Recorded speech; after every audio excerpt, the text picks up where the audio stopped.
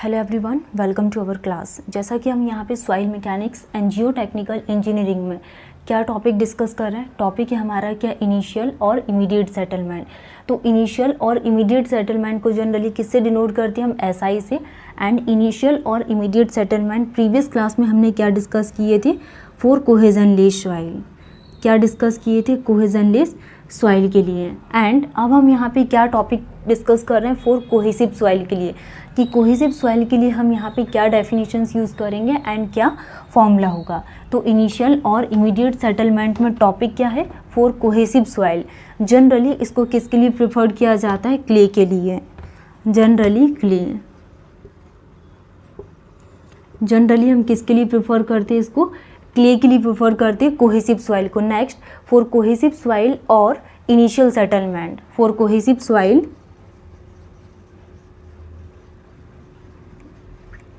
Cohesive soil और initial settlement, cohesive soil और initial settlement. ठीक है, तो हम क्या डिस्कस कर रहे हैं, इनिशियल और इमीडिएट सेटलमेंट के बारे में। इनिशियल और इमीडिएट सेटलमेंट में टॉपिक क्या आ जाएगा, फॉर कोहेसिव सॉइल। तो कोहेसिव सॉइल को हम जनरली क्ले के लिए प्रेफर्ड करते हैं। फॉर कोहेसिव सॉइल और immediate settlement is considered to be, considered to be, इसको हम किसके लिए कंसिडर्ड करेंगे, considered to be elastic settlement. तो कोहेसिव सॉइल को किसके लिए हम प्रेफर करते हैं, इलास्टिक सेटलमेंट के लिए, elastic settlement.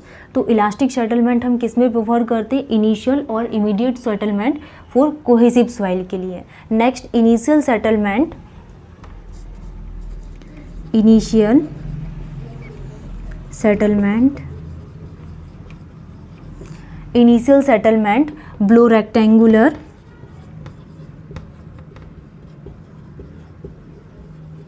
Initial settlement below rectangular base foundation, blow rectangular base foundation. तो इनिशियल सेटलमेंट जनरली हम किसके लिए ड्रॉ करते हैं, rectangular base foundation is given bye. अब हम यहाँ पे कोहेसिव सॉइल के लिए क्या फॉर्मूला को डिस्कस करेंगे, S I equal to Q B 1 minus mu square divided by E, और यहाँ पर क्या आ जाएगा, I T. This is the I T. तो initial settlement below rectangular base foundations is given by S I equal to Q B 1 minus mu square I T divided by E. अब हम यहाँ पे इसके नोटेशंस के लिए बात करें, where Q equal to, Q क्या आ जाएगा, uniform pressure at the base of foundation, uniform pressure at the base of foundation. तो फॉर्मूला क्या बन जाएगा यहाँ पे, इनिशियल और इमीडिएट सेटलमेंट में QV 1 minus mu square I T divided by E. तो Q is the uniform pressure at the base of foundation, the base of foundation, at the base of foundations. तो Q क्या होता है, uniform pressure at the base of foundations, and B is the least lateral dimension, B is the least lateral dimension, B is the least lateral dimension of foundation, तो B क्या है, Q is the uniform pressure at the base of foundation and B is the least lateral dimension of foundation। Generally हम किसके लिए prefer करते हैं, width के लिए। ठीक है, and mu is the Poisson ratio for soil, mu is the Poisson ratio of for soil.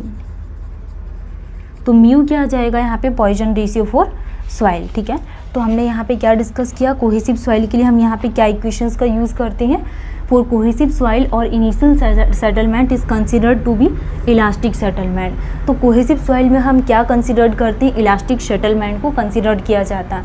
And initial settlement below rectangular base foundations, तो ऐसा इक्वल टू कितना आ जाएगा यहाँ पे, Q V 1 minus mu square I T divided by E.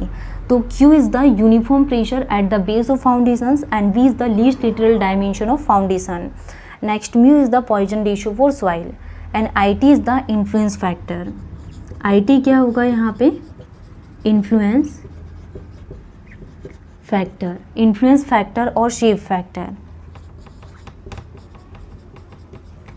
Influence factor और shape factor which depend on dimension of foundations. जो influence factor और शेप फैक्टर किस पे डिपेंड करता है? डायमेंशन ऑफ फाउंडेशन पे। और डायमेंशन ऑफ फाउंडेशन क्या आ जाएगा यहाँ पे? B/L ratio, width upon length. Next, E is the modulus of elasticity, E is the modulus of elasticity. और young modulus of soil, young modulus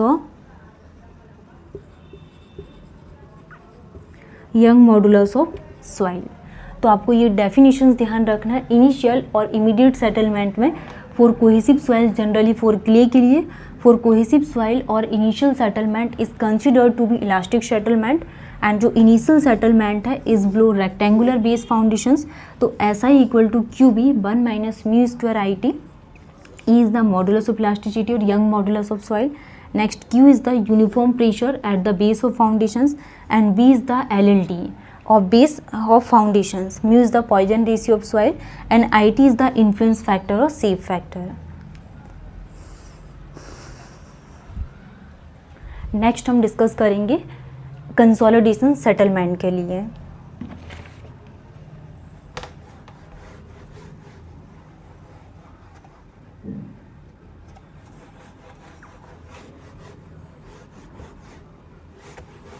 consolidation settlement,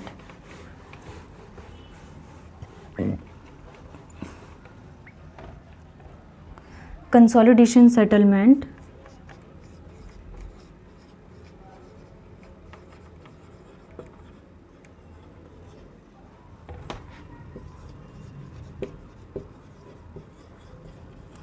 settlement is denoted by SC. Consolidation settlement it is denoted by SC। तो इस conditions में हम क्या discuss करेंगे? Consolidation settlement is denoted by SC। The settlement occur due to the settlement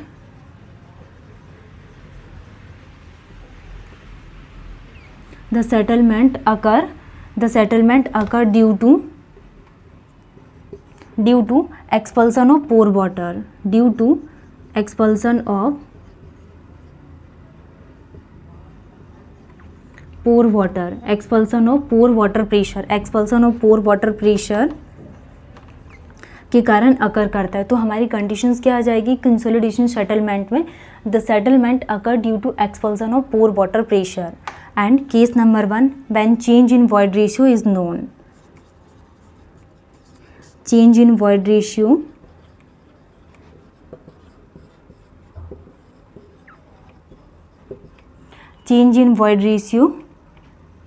is known. तो change in void ratio is known के लिए क्या फॉर्मूला आ जाएगा यहाँ पे? Del H divided by H naught equal to change in void ratio divided by 1 plus E note.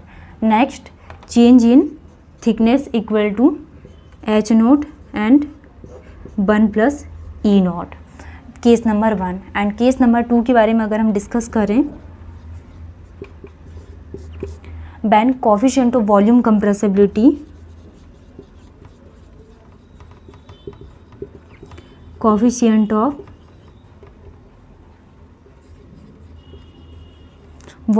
when coefficient of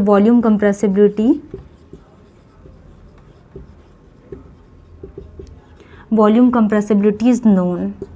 तो coefficient of volume compressibility is known के लिए हम यहाँ पे क्या फॉर्मूला यूज़ करेंगे?